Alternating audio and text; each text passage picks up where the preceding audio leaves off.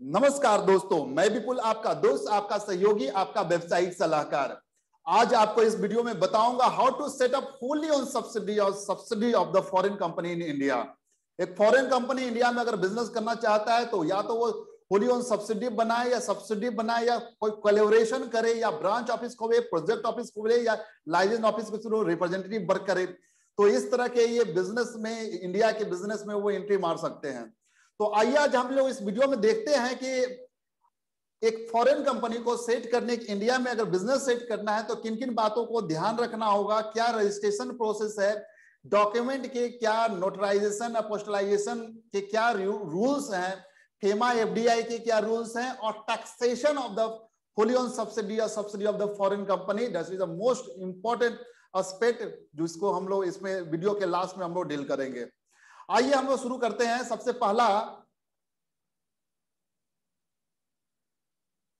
पहले हमें business setup करने के लिए प्लान बनाते हैं। तो सबसे पहले हम फॉरेन क्लाइंट से अगर हम डील करते हैं, सबसे पहले उनके बिजनेस मॉडल को समझते हैं, कैसे वो रेवेन्यू जनरेट करेंगे, how to generate revenue through the function, उसके फंक्शन को समझते हैं, return risk, expected return risk को समझते हैं, क्या वह फॉरेन सब्सिडी जो बन रही है क्या उसको सपोर्ट सर्विसेज के लिए बन रही है या सेपरेट एक बिजनेस ऑपरेशन इंडिया में उसका सेपरेट बिजनेस ऑपरेशन है।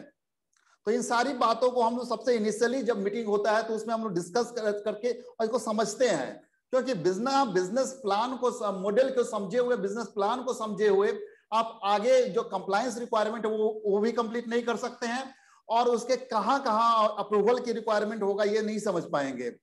तो सबसे पहले आप बिजनेस मॉडल को आप समझिए, उसको अंडरस्टैंड कीजिए और देखिए कि अगर होली ऑन सब्सिडी या सब्सिडी आप बना रहे हैं तो अगर सब्सिडी के केस में दो या दो से ज्यादा लोग रहेंगे आपके, और होली ऑन सब्सिडी के केस में आपके फॉरेन कंपनी रहेंगे और थ्रू द नॉमिनी वो एक आध शेयर वो हेल्ड करते हैं।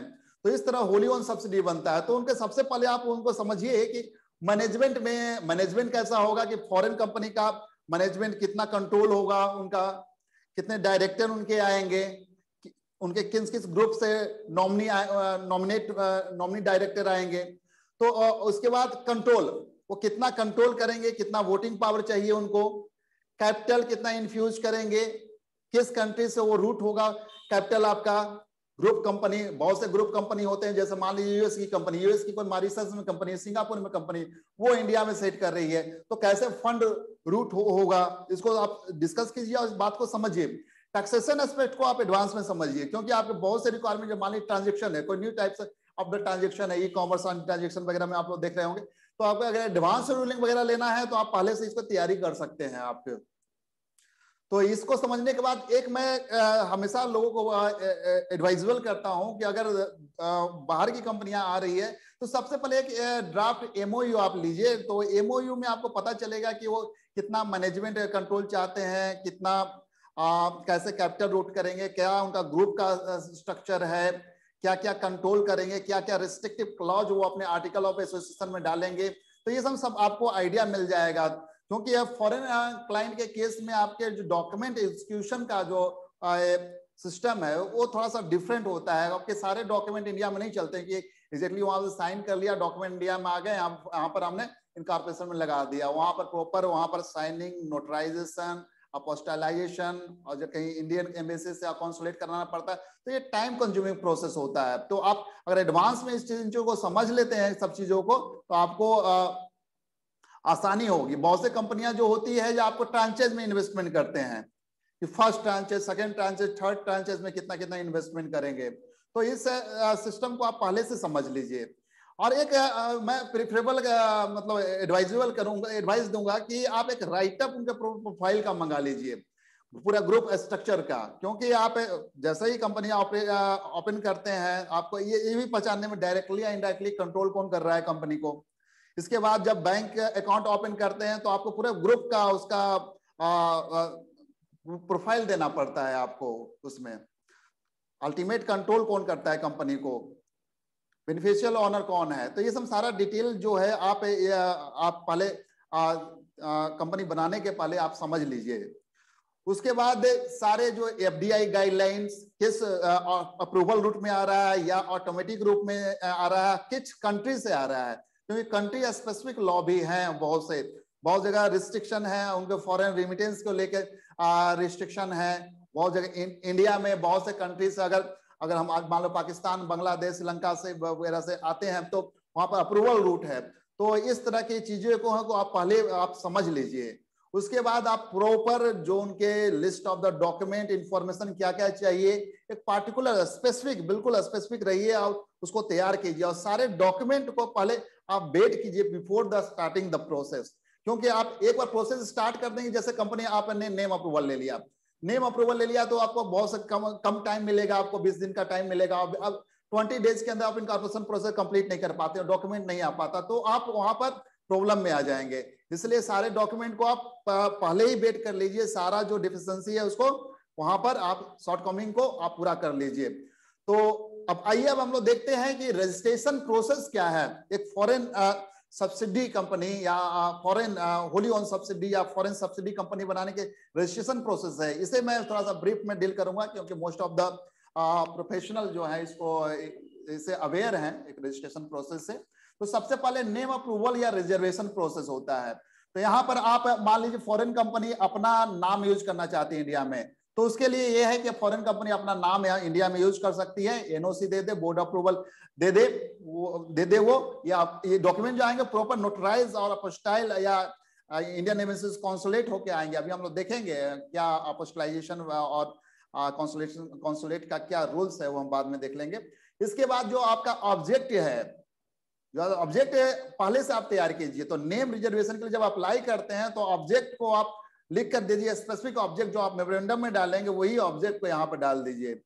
तो इस तरह आपको नेम अप्रूवल मिल जाता है। और उसके बाद नेम अप्रूवल के साथ ही आप डायरेक्टर, जो प्रपोज डायरेक्टर हैं, उनके सारे डिजिटल सिग्नेचर वगैरह आप ले लीजिए। वो सारा वेरिफिकेशन प्रोसेस वगैरह जो होता है इंडिया में ये सर्टिफाइंग अथॉरिटी का, वो फुलफिल कीजिए, नेमिंग उसके गाइडलाइंस फुलफिल करके आप डिजिटल सिग्नेचर आप ले लीजिए। इसके बाद डॉक्यूमेंट जो ड्राफ्टिंग है, डॉक्यूमेंट ड्राफ्टिंग में बिल्कुल बहुत केयरफुल रहिए आप। Memorandum, article, subscription sheet, authorization letter. अगर मान लीजिए फॉरेन कंपनी है तो फॉरेन कंपनी अपना इंडिया में through the authorize representative subscription sheet sign करेगा। इसके अलावा board resolution, authorization letter through the board resolution होना चाहिए। इसके बाद अगर नॉमिनी अगर अपॉइंट कर रहे हैं तो प्रॉपर उसके लिए भी रेजोल्यूशन बना दीजिए कि this person is a particular person is a nominee. ठीक है, आईडी एड्रेस प्रूफ वगैरह, उसका proper ID address proof of the director, subscriber and authorize representative और नॉमिनी का आप अटेंड कर लीजिए, ले लीजिए। इसके बाद सारा डॉक्यूमेंट का इंस्टीट्यूशन कीजिए। ये कैसे नोटराइज अपोस्टाइल होगा अभी नेक्स्ट स्लाइड में हम लोग उसको प्रॉपर रूल के साथ देखेंगे। उसके बाद आप जो फॉर्म जो है आजकल स्पाइक प्लस है, ठीक है, तो इसमें आप करेंगे। लेकिन जो डॉक्यूमेंट मेमोरेंडम आर्टिकल जो जाएंगे, ये स्कैन कॉपी आपका वहां पर अटैच होगा। ठीक है, इसके साथ ही जो मेमोरेंडम आर्टिकल का जो आपका फॉर्म है वो ई फॉर्म, वो यहाँ पर नहीं जाएगा, वहां पर स्कैन कॉपी यहाँ पर अटैच होगा। साथ में पैन टैन का सारा डिटेल वगैरह आप फिल कर देते हैं तो पैन आपके, और इसके साथ अगर पीएफ, ईएसआई, जीएसटीआई नंबर लेना होता है तो आप इसके साथ ही अप्लाई करते हैं। लेकिन मैं जनरली लोगों को कहता हूँ कि पीएफ, ईएसआई, जीएसटीआई नंबर को बाद में अप्लाई करें, क्योंकि हो सकता है कहीं पे कोई प्रॉब्लम है ऑफिस एड्रेस या वगैरह में, डायरेक्ट डिटेल वगैरह में, तो वहां पर अगर एक जगह फॉर्म अगर आपका फंस गया तो आप रजिस्ट्रेशन प्रोसेस में थोड़ा सा प्रॉब्लम आएंगे। तो यहाँ पर आप जब अप्लाई कर देते हैं उसके बाद आपका सर्टिफिकेट ऑफ इनकॉर्पोरेशन ऑब्टेन हो जाता है। अगर रिसबमिशन है तो रिसबमिशन आपको कोई आते हैं कोई क्लैरिफिकेशन के रिगार्डिंग, तो उसका रिसबमिशन आप दे सकते हैं। उसके बाद आपका जब प्रॉपर डॉक्यूमेंट होते हैं तो आपको सर्टिफिकेट ऑफ इनकॉर्पोरेशन इशू हो जाता है। उसके बाद आप अपना general procedure first board meeting बुलाते हैं, जिसमें bank account open, auditor appointed वगैरह जो आप इनिशियल जो वर्क है वो आप कर लेते हैं। क्योंकि आप जैसे बैंक अकाउंट जब तक ओपन नहीं करेंगे तो यहाँ पर फॉरेन सब्सिडी या होली ओन सब्सिडी आपका ऑपरेट ही नहीं होगा जब तक शेयर कैपिटल उसमें नहीं आएगा वो कंपनी। उसके बाद बिजनेस कमिटमेंट सर्टिफिकेट है आपका, बिजनेस का जैसे ही आपका कैपिटल आता है उसके बाद आप बिजनेस कमिटमेंट सर्टिफिकेट के लिए आप अप्लाई करते हैं। दोस्तों ये जो डॉक्यूमेंट जो आते हैं हमारे बाहर फॉरेन कंपनी से for the incorporation registration of the company, इसके क्या, इसमें क्या रिक्वायरमेंट, एग्जीक्यूशन के क्या रिक्वायरमेंट क्या है? तो यहाँ पर आपका जो इनकॉर्पोरेशन रूल्स है, रूल के अनुसार दिया हुआ rule 13(5)(a), 13(5)(b) and 13(5)(c), इसमें आप देखिए जहां पर कॉमनवेल्थ कंट्रीज हैं, ब्रिटिश रूल था तो कॉमनवेल्थ कंट्री जो उनके जहां तक उनका साम्राज्य था वो कॉमनवेल्थ कंट्री में सारे कंट्री थे, तो कॉमनवेल्थ कंट्री के in country in any part of the Commonwealth, तो उसके सिग्नेचर और address on the memorandum articles and ID address proof जो होता है notarize by the notary public in that part of the Commonwealth. तो यहाँ पर सिर्फ ओनली ध्यान दीजिएगा, यहाँ सिर्फ नोटरी की रिक्वायरमेंट है, नोटराइजेशन की रिक्वायरमेंट है। लोग कंफ्यूज कर देते हैं लोगों को कि आप स्टाइल करा के आप डॉक्यूमेंट लेके आइए। कॉमनवेल्थ में अगर आप पढ़ रहे हैं, कॉमनवेल्थ कंट्री का आप चेक कर लीजिए, जैसे आपका यूके है जो कॉमनवेल्थ कंट्री है, तो इस तरह कंट्री को में सिर्फ आपके डॉक्यूमेंट जो नोटराइज होके आएंगे, वहां से साइन करने के बाद नोटराइज होके आएंगे। दूसरा केस में जहां पर आप हेग कन्वेंशन मतलब कंट्री है, हेग कन्वेंशन में जो साइन जिन्होंने कंट्री ने किया है, उस केस में आप डॉक्यूमेंट को साइन करते हैं, नोटरी पब्लिक करता है, उसके बाद अपोस्टाइल होता है, वहां का जो मिनिस्ट्री ऑफ एक्सटर्नल अफेयर्स है वो इसको अपोस्टाइल करता है, तो ये डॉक्यूमेंट अपोस्टाइल होके आएंगे। और दूसरा थर्ड, अगर आपका कोई भी जो है कॉमनवेल्थ में नहीं है या फिर Hague convention apostille convention country नहीं है, तो इन दैट केस आपका जो डॉक्यूमेंट जो होगा आप साइन के साथ बाद आपका नोटरी पब्लिक है उसको नोटराइज करेगा, उसके बाद कॉन्सोलाइजेशन होगा। ये कॉन्सोलाइजेशन का मतलब ऑथेंटिकेशन होगा आपका, ठीक है, बाय आपका जो डिप्लोमेटिक है या कॉन्सुलर ऑफिसर इंडियन मतलब एम्बेसी के वहां पे हैं, वो इसको कॉन्सुलेट करेंगे, तब ये डॉक्यूमेंट आपका प्रॉपर्ली मतलब इंस्टीट्यूटेड समझा जाएगा। तो यहाँ पर हम लोग समझा notary apostilisation and consularisation rules of the document. तो इसे ध्यान रखिएगा, ये रूल आपके लिए काफी मतलब इंपॉर्टेंट है। दोस्तों अब आइए हम लोग देखते हैं कि फेमा आरबीआई कंप्लायंसेस क्या है, एफडीआई कंप्लायंसेस क्या है। तो एफडीआई कंप्लायंस करने के लिए सबसे पहले मैं बोलूंगा कि आप सबसे पहले अपना ऑथराइज्ड डीलर बैंक को सिलेक्ट कर लीजिए, डिसाइड कीजिए कौन सा आपका एडी बैंक होगा, उस बैंक में जाके आप अपना अकाउंट खुलवाइए, उसी बैंक में आप जाके अकाउंट खुलवाइए जिसका आपने एडी सिलेक्ट किया है, डिसाइड किया है। उसके बाद आपका शेयर कैपिटल सब्सक्राइबर से आता है, तो आप प्रॉपर इंस्ट्रक्शन उनको दीजिए कि आप इसके साथ ही केवाईसी और एफआईआरसी भी आएगा। तो केवाईसी आपका चूंकि फॉरेन बैंक जहां पर सब्सक्राइबर का अकाउंट है वो बताता है केवाईसी में कि ये इस क्लाइंट का मतलब इस अपने मतलब जो रिमिटर है इसका केवाईसी क्या है, ये कितने सालों से यहाँ से बैंक रिलेशनशिप मेंटेन कर रखा है, इसके साथ आईडी एड्रेस प्रूफ अपना देगा।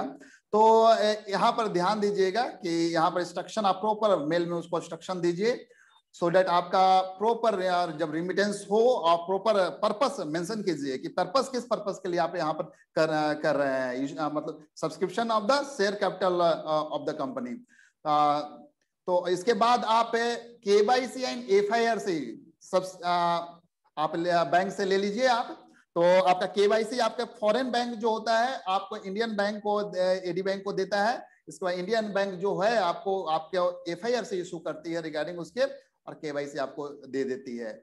इसके बाद एडवांस रिपोर्टिंग करते हैं, जब शेयर एप्लीकेशन मनी आपके पास आता है उसकी एडवांस रिपोर्टिंग करते हैं आप, जैसे शेयर कैपिटल जब मनी जब आता है आपका विदिन 30 डेज आप एडवांस रिपोर्टिंग करते हैं थ्रू द साइट, आप देख रहे होंगे राइट साइड में। उसके बाद फॉर्म एफ से जीपीआर फाइल करते हैं, foreign currency gross provisional return हम फाइल करते हैं within the 30 days of the allotment of the share और इशू ऑफ द शेयर। तो आप जब शेयर इशू करते हैं इन केस ऑफ द जैसे कि आप कंपनी बनाते हैं तो उस केस में आप अलॉटमेंट का रेजोल्यूशन नहीं पास करते हैं, इशू ऑफ द शेयर्स आपका रेजोल्यूशन पास करते हैं, क्योंकि डीम्ड अलॉटमेंट आप समझ लेते हैं कि जब सब्सक्राइब किया तो डीम्ड अलॉटमेंट समझ लेते हैं, और जब इशू करते हैं तो आप with in the time period आप इशू करते हैं शेयर सर्टिफिकेट, तो उसके विद इन 30 डेज में आप उसको आरबीआई को फाइल कर दीजिए। देखिए राइट साइड में कंसोलिडेटेड एफडीआई जो गाइडलाइंस है लेटेस्ट, उसमें उसका एक्सट्रैक्ट मैंने लिया है। तो ये जो सारा जो रिपोर्टिंग जो होगा आपका, ये सिंगल मास्टर फॉर्म SMF, ठीक है, ये foreign investment reporting and management system आपका है FIRMS platform at the given FIRMS.RBI.org.in पे आप जाइएगा, तो वहां पर आपको पूरा मैनुअल मिल जाएगा, इसको कैसे फाइल करना है, क्या क्या रिपोर्ट करना है, यहाँ पर क्या क्या डॉक्यूमेंट अटैच करना है, वो सारा मिल जाएगा। और फॉर्मेट जो SMF का KYC रिपोर्ट ये available in the usual manual में आपका अवेलेबल है। आप लॉगिन बनाने के समय भी आपको उसमें उसको अटैच करना पड़ेगा, यूजर ID पासवर्ड लेना पड़ेगा, उसके बाद आप इसको फाइल कर सकते हैं। दोस्तों आइए देखते हैं कि ये जो FCGPR जो फॉर्म होता है with in the 30 days from the issue of the securities, ठीक है, कंपनी इसको फाइल करती है with the RBI in single master. तो इसमें क्या क्या डॉक्यूमेंट लगते हैं, एक हम ब्रीफ ले लेते हैं जल्दी में। यूनिक आइडेंटिफिकेशन नंबर, जब आप एडवांस रिपोर्टिंग के लिए फाइल करते हैं आप, तो आपको उसका एक यूनिक आइडेंटिफिकेशन नंबर मिलता है, उसको यहाँ पर रिपोर्ट करना होता है आपको। Copy of the KYC, copy of the FIRC, उसके बाद कंपनी सेक्रेटरी का सर्टिफिकेट, प्रैक्टिसिंग कंपनी सेक्रेटरी का सर्टिफिकेट लेते हैं, बताता है कि सारा FDI गाइडलाइंस और कंपनी लॉ ऑफ प्रोसीजर जो आपने कंप्लाई कर लिया है। इसके अलावा अगर आप फर्दर इशू वगैरह करते हैं तो सेबी रजिस्टर्ड मर्चेंट बैंकर या चार्टर अकाउंटेंट जो प्राइस को कैसे अराइव किया गया है उसका सर्टिफिकेट देता है। उसके बाद डिक्लेरेशन फ्रॉम द डायरेक्टर आप लेते हैं कि सारे आप कंप्लाइंसेस आपको कर रहे हैं आप। इसके बाद board resolution for the allotment of security, list of the allotment, statutory auditor certificate, valuation certificate, in case आपको जब राइट इशू वगैरह करते हैं तो आपको वैल्यूएशन सर्टिफिकेट लगाना पड़ता है। No objection certificate from the remitter, अगर एक केस है कि अगर रिमीटर का NOC चाहिए, अगर share allotted to the third party, तो रिलेशनशिप मेंशन करता है वो। Letter from the foreign investor explaining the reason for making subscription to the share by the remitter on his behalf, वो एक्सप्लेन करता है। Copy of the agreement, board resolution from the investing company for issue and allotment of share to the foreign investor other than the remitter. Details of the transfer of the share if any. Loan registration number अगर allotted है तो वो। Copy of FIPB approval, अगर approval route में है तो FIPB approval. Merger demerger amalgamation के case में उसके extract लगाने पड़ते हैं आपको। इसके बाद मेमोरेंडम ऑफ एसोसिएशन, ठीक है, तो ध्यान रखिएगा memorandum of association charter document भी फॉरेन कंपनी का आप मंगा लीजिएगा incorporation at the time of the incorporation. तो रिलेवेंट एक्सट्रैक्ट है उसका अटैच करना पड़ता है, अगर डिले किया है तो उसका रीजन बताना पड़ता है, रीजन फॉर डिले। उस केस में हो सकता है आपको वो कहें कि आप इसको कंपाउंड करवा के आए। स्टेप्स क्या क्या होते हैं, तो आप ये जो साइट है FIRMS वेबसाइट पे आप जाते हैं, उसका रजिस्ट्रेशन करते हैं एज ए बिजनेस यूजर, उसका लॉगिन करते हैं। लॉगिन करने के बाद SMF पे जाके आप उसका वर्क स्पेस में जाते हैं, रिटर्न टाइप सेलेक्ट करते हैं, उसका common investment detail, issue detail, foreign investment detail, amount of the issue, particular of issue, share holding patterns, उसके बाद फॉर्म को आप सबमिट करते हैं। इसके रिगार्डिंग मैं एक सेपरेट वीडियो बनाऊंगा कि how to file FCGPR filing GPR form और क्या क्या इश्यूज आते हैं FCGPR फॉर्म फाइल करने में। दोस्तों अब हम लोग आइए देखते हैं कि टैक्सेशन एस्पेक्ट देखते हैं फॉरेन सब्सिडी कंपनी का। तो फॉरेन जैसे कि अभी जो है असेसमेंट ईयर 21-22, तो इसके केस में जो सब्सिडी कंपनी आपने इनकॉर्पोरेट किया, तो सब्सिडी कंपनी इनकॉर्पोरेशन का मतलब हुआ कि आपने एक सेपरेट लीगल एंटिटी इंडिया में बनाया है आपने, ठीक है। तो एक जनरल अभी जो है कि आपका annual turnover less than 400 crore है और इनकम इज बिलो 1 करोड़, तो उस केस में आपका जो टोटल टैक्स जो लायबिलिटी आएगी 26% आएगी, और इनकम बिलो 10 करोड़ जो है तो उस केस में ऐसे 25% है। तो सरचार्ज प्लस एजुकेशन से एड हो जाता है आपका, इस केस में सरचार्ज आपका 7% इंक्लूड होगा, तो 27.82% आता है। और 10 करोड़ से ऊपर आपका इनकम आता है 29.12% आता है। अगर 400 करोड़ से ऊपर टर्नओवर अगर आपका जाता है तो उस केस में आपका अगर 1 करोड़ के बिलो है आपका इनकम तो 31.20%, और 1 करोड़ से 10 करोड़ के बीच में है तो 33.38%, एंड इनकम अबव 10 करोड़ से तो 34.94%, ये आपकी टैक्स लायबिलिटी आती है। दोस्तों इसके बारे में हम थोड़ा सा स्पेसिफिक हम लोग कुछ केस लॉ डिस्कस करते हैं। देखिए डीटीए में क्या कहा गया है कि डबल टैक्सेशन अवॉइडेंस एग्रीमेंट जो है उसमें कहा कि subsidy company should have a permanent establishment in India, then only income generated in India by the subsidy company taxes in the Indian government. अगर परमानेंट एस्टैब्लिशमेंट समझ लिया जाएगा तो इन दैट केस आपको फॉरेन कंपनी का जो tax rate है 40% वो आप पर अप्लाई हो जाएगा। तो यहाँ पर जहां पर डीटीए नहीं है sign between the India and another foreign company, subsidiary company would be tax both the source country India में, अगर इंडिया में सेट हुआ है, as well as the resident foreign country. इसमें article 5(1) of the most of the DTA जो है India के साथ साइन हुआ है फॉरेन कंपनी का, तो पीई का वो कहता है कि पीई का मतलब होता है fix place of business to बिज the business of the enterprise wholly और पार्सली कैरीड ऑन। तो इससे तो लगता है कि आपका परमानेंट एस्टेब्लिशमेंट हो जाएगा। तो कुछ केसेस को हम लोग देखते हैं, DDIT वर्सेस डाइमलर क्राइसलर एजी। तो इस केस में बताया गया कि foreign company has a subsidy in India, ठीक है, merely foreign company subsidy in India, ये नहीं माना, सैटिस्फैक्टरी प्रूफ नहीं होगा कि ये परमानेंट एस्टेब्लिशमेंट है under the provision of the DTA. So merely because of the foreign company has subsidy company it is in India, not a satisfactory proof to form a PE of foreign company in India as per the provision of the DTA.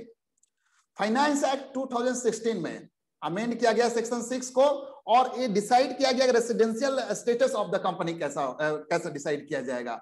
Section 6 subsection 3 कहता है कि company shall be said to be resident in India in the previous year if it is an Indian company or place of the effective management. Place of the effective management का concept आया। In that year in India, Ministry of Finance has emphasized that this guideline were not intended to cover foreign company or tax their global income merely on the ground of the presence of the PE or business connection in India. तो ये जो changes आए हैं, हम लोग effective place of effective management को हम लोग डिफरेंट जो कोई लेक्चर होगा प्रेजेंटेशन तो उसमें मैं बताऊंगा कि कैसे डिसाइड करेंगे residential status of the Indian company. अब आइए हम लोग देखते हैं कि in Adobe systems incorporated versus assistant director of income tax, Delhi high court ने कहा कि subsidiary is performing support services, this is consequently enabling the foreign parent company to render services to its client services abroad. It is not a sufficient proof that a permanent establishment of the foreign company exists in India. Most of the BPO, KPO, IT enabled services, support services उनको provide करते हैं। तो इस case में not a sufficient proof that is the PE of the foreign company in India. Honorable Supreme Court have opinion that if a foreign company has a subsidiary company in India, however that does not have any right to use the premises registered in the name of the subsidiary company, and the income of the subsidiary company is also determined on its income calculated at the arm length price at the as per transfer pricing policy regulation rules, then the subsidiary company cannot be said to have a formed a permanent establishment of the foreign company in India. देखिए ये बहुत ही useful rule है, क्योंकि अगर यहाँ पर अगर हम सब्सिडी कंपनी अगर यहाँ पर पी कंसीडर किसी केस में अगर कर जाएगी आपका, तो आपको उस केस में 40% टैक्स देना पड़ेगा। तो ये सुप्रीम कोर्ट का रूलिंग जो है आपका अगर आर्म लेंथ प्राइस पे आपका प्राइसिंग डिसाइड होता है, आपका टर्म्स कंडीशन डिसाइड हो जाते हैं प्राइसिंग के आपके सारे, और सब्सिडी कंपनी अपना सेपरेट नेम यूज कर रही है, वो सेपरेट मतलब सेपरेट लीगल एंटिटी है, और आर्म लेंथ प्राइस में आपका पैसा डिसाइड होती है। इन दैट केस आपका ये पी कंसीडर नहीं किया जाएगा। Therefore, incorporation of subsidiary company as a PE would depend on the key management and commercial decisions that are necessary for the conduct of the business of the entity as a whole. Furthermore, it needs to be seen whether a subsidiary company is carrying on activity which constitute core activities of the foreign parent company or is carrying on the activity for its own business. तो ये आप decide commerce मतलब management and commercial decision के basis पे और आपका core activities के basis पे आपका डिसाइड होगा कि आपका पी है कि नहीं है। ये तो ये हम लोग ने देखा दोस्तों कि how to set up foreign wholly own subsidiary और subsidiary of the foreign company in India. तो इस रिगार्डिंग अगर आपको किसी तरह का कोई भी क्वेरी हो तो आप हमारे कमेंट्स बॉक्स में आप ड्रॉप कर सकते हैं क्वेरी, और जो या फिर ईमेल आईडी जो दिया हुआ है उस पे आप मेल कर सकते हैं, या फिर जो व्हाट्सएप नंबर या कांटेक्ट नंबर है, कांटेक्ट नंबर में तो स्पेसिफिक आप टाइम्स से आप कॉल करेंगे, जो टाइम हम देंगे आपको वहां पर मेल पे, और व्हाट्सएप नंबर पे आप मैसेज ड्रॉप कर सकते हैं। Thank you so much for watching this video. Thank you so much.